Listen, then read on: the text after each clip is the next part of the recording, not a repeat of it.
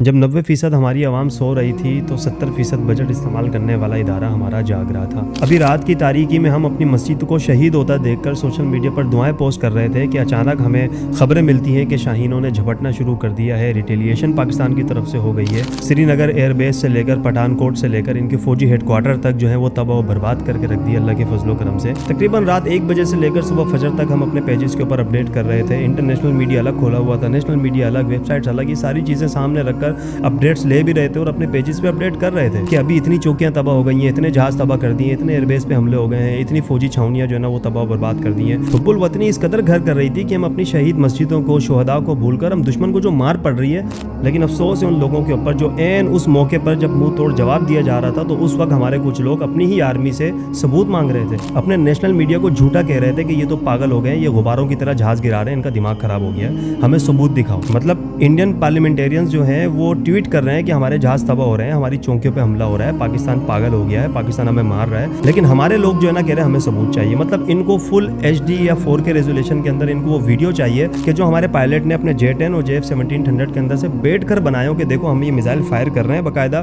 اور یہ جا کے اس رافیل کو لگے اور یہ گر گیا۔ ان کو اس طرح کے ویڈیو ریزلٹ چاہیے تھے، تب جا کے یہ لوگ مانتے ہیں۔ یار حد ہوتی ہے بے شرمی۔ تاریخ میں لکھی جائے گی یہ بات کہ جب پاکستان کی 25 کروڑ عوام اپنی افواج پاکستان کے پیچھے سیسا پلائی دیوار بن کر کھڑی تھی، نہ رنگ، نسل، مسلک، فرقے کسی چیز کو سامنے نہیں لا رہی تھی، بس مسلمان اور پاکستانی بن کر اپنی فوج کے پیچھے کھڑی ہو کر اپنی فوج کا مورال بڑھا رہی تھی کہ آپ آگے بڑھیں، ہم آپ کے ساتھ ہیں۔ تو وہیں پر ایک ایسا طبقہ ہمارے پاکستان میں موجود تھا جو اپنی فوج سے سوال اٹھا رہا تھا کہ ہمیں ثبوت دے دو، اور یہ اتنے ایجوکیٹڈ ہو گئے ہیں کہ ان کو ڈوگ فائٹ کا بھی پتہ ہے کہ پاکستان کے حدود کے اندر انڈین رافیل آئے نہیں ہے تو پاک آرمی نے مار کیسے دی ہے۔ یہ الٹا پاک آرمی سے سوال کر رہے ہیں۔ ان لوگوں کو شرم نہیں آتی، بجائے اللہ کا شکر ادا کرنے کے یہ کسی شام، فلسطین، لیبیا، عراق میں نہیں رہ رہے، یہ اس ایٹومک پاور پاکستان میں رہ رہے ہیں، لیکن ان کی ہٹ دھرمی اتنی مضبوط قسم کی ہے کہ پوری دنیا کا میڈیا اس بات کو مان چکا ہے۔ انڈیا کے اندر جہازوں کے ملبے اٹھا لیے گئے ہیں، رافیل طیاروں کے شیئرز نیچے گرتے جا رہے ہیں، یہاں پر J-10 اور JF-17 کے شیئرز بڑھتے جا رہے ہیں، مطلب اتنا کچھ چینج آ گیا ہے، لیکن یہ لوگ ایسے ابھی تک ماننے کو تیار نہیں ہے۔ افواج پاکستان کے خلاف الٹی سیدھی بکواسات لکھ رہے ہیں اور یہ اتنے بے شرم قسم کے لوگ ہیں، یہ اپنے لیڈر کے بھی نہیں ہیں۔ جب پاکستان میں APS کا حملہ ہوا تو اس وقت عمران خان صاحب جو ہے اپنے تمام تر اختلافات بھلا کر نواز شریف کے ساتھ آ کے بیٹھ گئے تھے کہ قومی سالمیت پہلے ہے، میں اپنی سیاست، اپنے معاملات بعد میں دیکھوں گا۔ میں نے 2 سال پہلے اسی ٹاپک کے اوپر ایک ویڈیو بنائی تھی کہ لیڈر سے محبت ملک کی وجہ سے ہوتی ہے، آپ لیڈر کے پیچھے اپنے ملک کو خطرے میں نہیں ڈال سکتے، یہ تو کھلی بغاوت ہے۔ ہم انڈین میڈیا دیکھ لیں یا آپ لوگوں کی حرکتیں دیکھ لیں، کوئی فرق نظر نہیں آ رہا، بلکہ انڈین میڈیا تو خود ایکسیپٹ کر رہا ہے کہ ہمیں مار پڑ رہی ہے، بڑی شدید پڑ رہی ہے،